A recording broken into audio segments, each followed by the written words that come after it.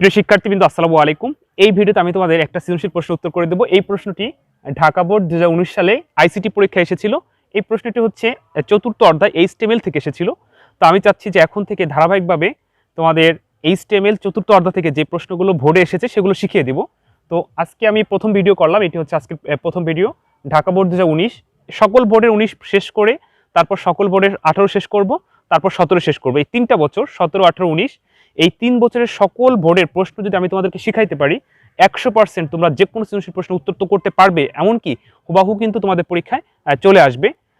তো আমার এই চ্যানেলে আমি HTML তোমাদের ধারাবাহিকভাবে শিখিয়েছিলাম। তো যেহেতু HTML শেখা হয়ে গেছে, এজন্য এখন থেকে আমি তোমাদেরকে সৃজনশীল প্র্যাকটিস করাবো, অর্থাৎ কীভাবে সৃজনশীল প্রশ্ন আসবে, কীভাবে উত্তর করবে ইত্যাদি।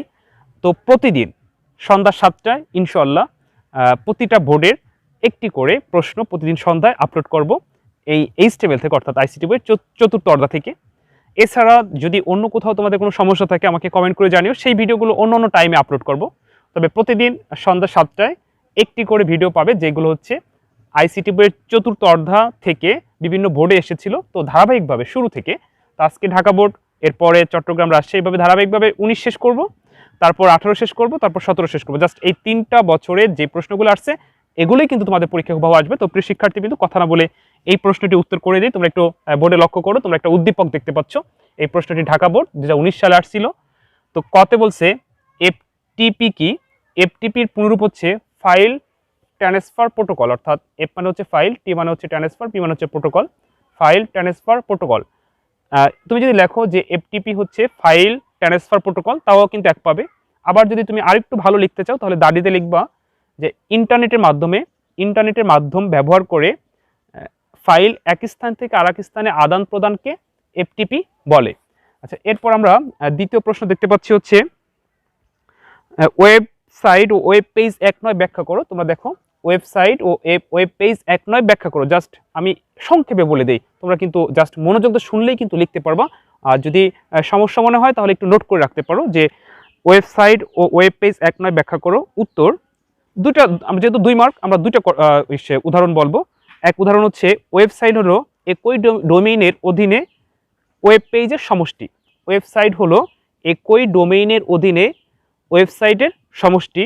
অন্যদিকে ওয়েব পেজ হলো HTML নামক ল্যাঙ্গুয়েজের উপর ভিত্তি করে তৈরিকৃত ডকুমেন্ট। একটা উদাহরণ বলে ফেললাম যে ওয়েবসাইট ও ওয়েব পেজ এক নয়, তাহলে ওয়েবসাইট হচ্ছে কি একই ডোমেইনের অধীনে একাধিক ওয়েব পেজ, আর ওয়েব পেজ হচ্ছে কি HTML নামক ল্যাঙ্গুয়েজের উপর ভিত্তি করে তৈরিকৃত ডকুমেন্ট। আচ্ছা, এরপর আরেকটা উদাহরণ যদি আমরা বলি যে প্রতিটি ওয়েবসাইটের একটি ইউনিক নাম থাকে। প্রতিটা ওয়েবসাইটের কি একটি ইউনিক নাম থাকে, অপরদিকে প্রতিটি ওয়েব পেজের একটি ওয়েব অ্যাড্রেস থাকে। জাস্ট এই দুইটা লাইন যদি তুমি লেখো তাহলে কিন্তু 2 পাচ্ছ। আচ্ছা, আমি গহা করাই দেবো বোর্ডে, যেহেতু এগুলো থিওরি তাই একটু বলে দিচ্ছি। গতে বলছে চিত্র 1 কোন ধরনের ওয়েবসাইট স্ট্রাকচার ব্যবহার করা হয়েছে ব্যাখ্যা করো। মানে এটা হচ্ছে চিত্র 1, এটা হচ্ছে চিত্র 2। তো এই চিত্র 1 কোন ধরনের স্ট্রাকচার সেটা একটু ব্যাখ্যা করতে বলছে। তো কিভাবে পরীক্ষার হলে লিখবা আমি সেটা তোমাদেরকে সহজ করে বুঝিয়ে দিচ্ছি। অনেক স্টুডেন্ট আছো তোমরা যে প্রথমে এরকম লেখো, গ উত্তর চিত্র 1 এ কোন ধরনের ওয়েবসাইট স্ট্রাকচার ব্যবহার করা হয়েছে ব্যাখ্যা করা হলো, আলোচনা করা হলো। এইভাবে যে শুরু করো আর শেষ করো না, কি লেখো তুমিও জানো না, মানে স্যার তো দূরের কথা। তো এইভাবে লিখলে কিন্তু মার্ক পাওয়া যাবে না, যে প্রথম লাইনে মেরে দাও যে চিত্র 1 কোন ধরনের ওয়েবসাইট স্ট্রাকচার ব্যবহার করা হয়েছে, আলোচনা করা হলো, ব্যাখ্যা করা হলো, এইভাবে লেখা যাবে না। প্রথম লাইনে তোমাকে সঠিক মানে সুন্দর করে গুছালোভাবে একটা উত্তর বলে দিতে হবে। এরপরে তুমি মাথা খাটিয়ে বানিয়ে যা খুশি লেখো, সমস্যা নেই, কিন্তু প্রথম লাইনেই তোমাকে উত্তর করতে হবে। তাহলে দেখবা যে স্যার প্রশ্ন পড়বে সে কিন্তু প্রথম লাইন পড়েই তার মানে মন ভরে যাবে, যে তোমাকে বেশি মার্ক দিবে। আর তুমি যদি লেখো সবার মতো করে, মানে গতানুগতিক সবাই যেটা লেখে যে আলোচনা করা হলো, ব্যাখ্যা করা হলো, এই আলোচনা ব্যাখ্যা এগুলো লেখে যা শুরু করে, এগুলো দরকার নেই। প্রথম লাইনে তুমি উত্তর লিখে দিবা। তাহলে প্রথম লাইনে লিখবা হচ্ছে চিত্র 1 হায়ারার্কিক্যাল বা ট্রি ওয়েবসাইট স্ট্রাকচার ব্যবহার করা হয়েছে। এই লাইনটা লেখে এখন তুমি আলোচনা করো, সমস্যা নাই, কিন্তু ফার্স্টে কিন্তু লিখবা না চিত্র 1 কোন ধরনের ওয়েবসাইট স্ট্রাকচার ব্যবহার করা হয়েছে আলোচনা করো, এটা বলবা না। ফার্স্টে লিখবা কি, এটা হচ্ছে কি বলতো যে হায়ারার্কিক্যাল বা ট্রি ওয়েবসাইট স্ট্রাকচার বলা হয়। আমরা জানি যে হায়ারার্কিক্যাল বা ট্রি ওয়েবসাইট স্ট্রাকচার থেকে ফেসবুক আবিষ্কার করা হয়েছে। এজন্যই কিন্তু ফেসবুক সবথেকে জনপ্রিয়, কারণ যতগুলো ওয়েবসাইট স্ট্রাকচার আছে তার মধ্যে সবথেকে স্বাচ্ছন্দ্যবোধ এবং আরামদায়ক, যেটা আমাকে মানুষে ব্যবহার করে মজা পায়, সেটা হচ্ছে এই হায়ারার্কিক্যাল বা ট্রি ওয়েবসাইট স্ট্রাকচার। তো কিভাবে আমরা একটু আলোচনা করব। ফার্স্টেই কিন্তু যে বললাম ওইভাবে লিখবা না, প্রথমেই উত্তরটা লিখে দেবা এক লাইনে, যে চিত্র একে হায়ারার্কিক্যাল ওয়েবসাইট স্ট্রাকচার ব্যবহার করা হয়েছে দাঁড়ি।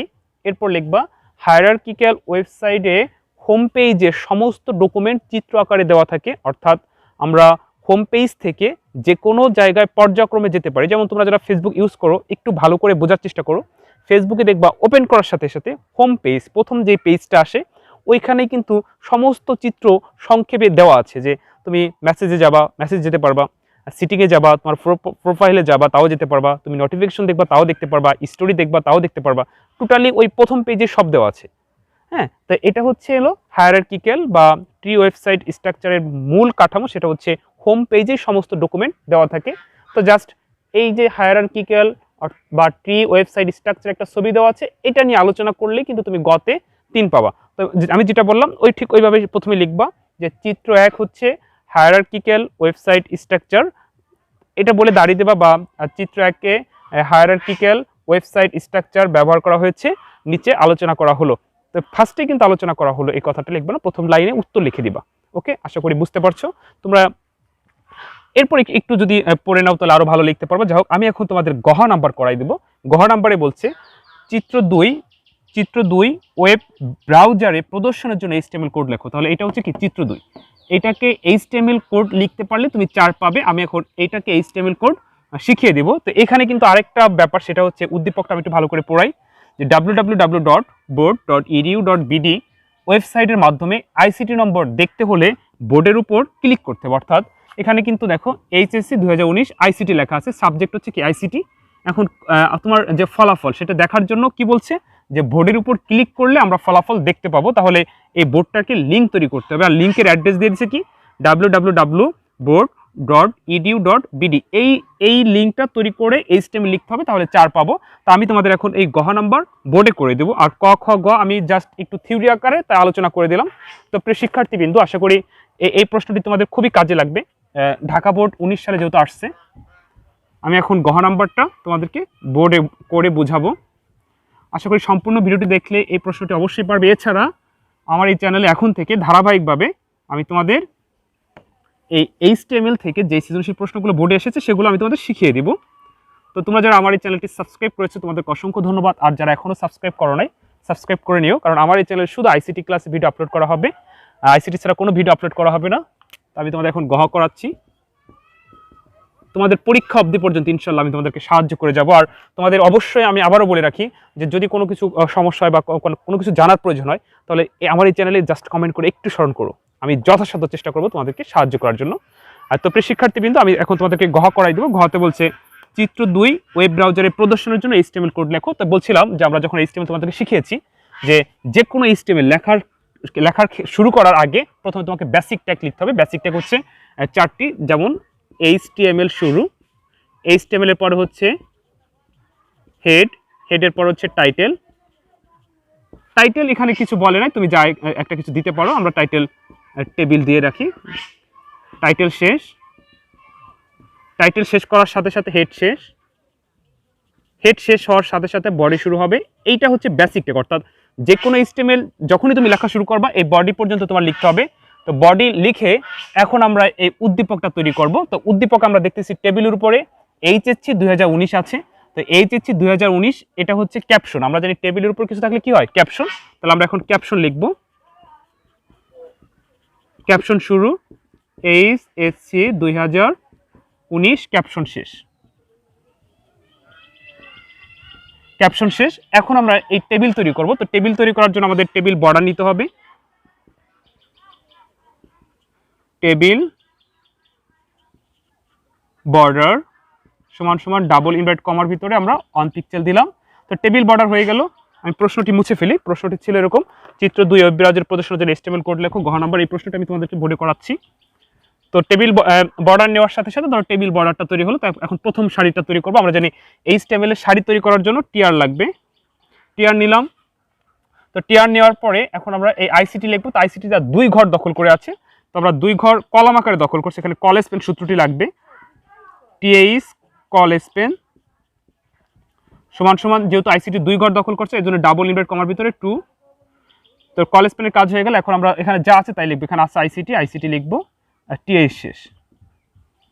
এখন এই প্রথম সারির কাজ হয়ে গেল, অর্থাৎ প্রথম ঘরের কাজ হয়ে গেল। যে প্রথম ঘরে আমরা টিআর শুরু করছিলাম, এখন আমরা টিআর শেষ করব, টিআর শেষ।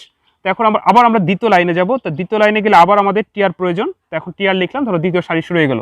তো সাবজেক্টের কোনো কাজ করা লাগবে না, যেহেতু সাবজেক্টকে লিঙ্ক করতে বলে না, লিঙ্ক করতে বলছে কি বোর্ডকে। তো বোর্ড যখন আমরা লিখবো তখন লিঙ্কের সূত্রটা বসাতে হবে, সাবজেক্ট আমরা নর্মাল লিখবো। তো এটা হচ্ছে তথ্য। তো তথ্য লেখার জন্য আমরা জানি টেবিলের টিডি প্রয়োজন, টিডি সাবজেক্ট, টিডি শেষ। তো একটা সাবজেক্টের কাজ হয়ে গেল। এখন হচ্ছে বোর্ড। তো এখানে যদি দেখো আমরা টিডি বোর্ড লিখে টিডি শেষ করি, তাহলে কিন্তু এই বোর্ড লিঙ্ক তৈরি হবে না। অর্থাৎ বোর্ডের উপর বলছিল উদ্দীপকে যে বোর্ডের উপর ক্লিক করলে আইসিটি ফলাফল দেখা যাবে, অর্থাৎ আইসিটি প্রাপ্ত নম্বর দেখা যাবে। তাহলে অবশ্যই বোর্ডটাকে এখন আমরা লিঙ্ক করব।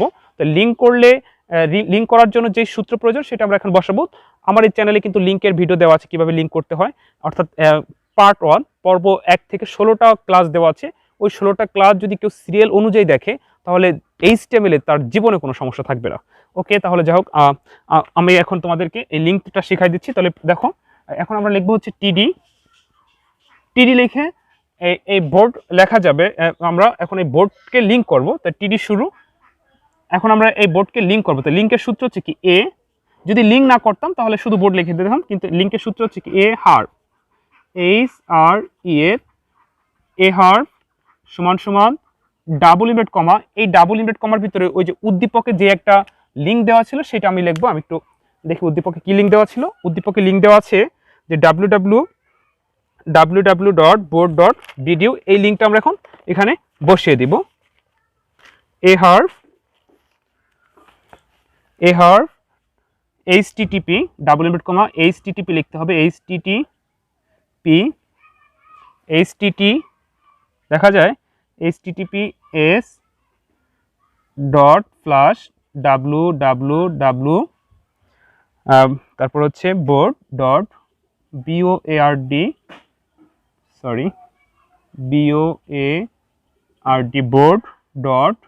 জাস্ট তোমরা উদ্দীপক দেখে তুলে দেবা .edu.bd। এই চলো জাস্ট এই যে এ হার্ফের কাজ, অর্থাৎ লিঙ্কের শুরু হলো। এখন কাকে লিঙ্ক করতে বলছে? বোর্ডকে। আমরা এখন এই বোর্ড লিখবো, তারপর এ শেষ করবো, তারপর টিডি শেষ করবো। তো এখানে আমরা বোর্ড লিখি, বোর্ড যেভাবে আছে ঠিক ওইভাবে লিখতে হবে। বোর্ড, তারপরে এই এ হার্ফ শুরু হয়েছে, এই যে লিঙ্কেরটা শুরু হলো, তো এই লিঙ্কে শেষ শুধু এ শেষ হবে। তো আমরা এখানে এ শেষ করবো। আমি একটু উপরে লিখি, তোমরা বুঝে নাও। এ শেষ করলাম। এ শেষ করার পর এই যে টিডি শুরু হয়েছিল, এখন টিডি শেষ হবে। টিডি, এটা হচ্ছে লিঙ্ক তৈরি করার সূত্র। তো এখন দেখো এই ঘরের কাজ হয়ে গেল। তাহলে যে টিআর শুরু হয়েছিল, এখন টিআর শেষ।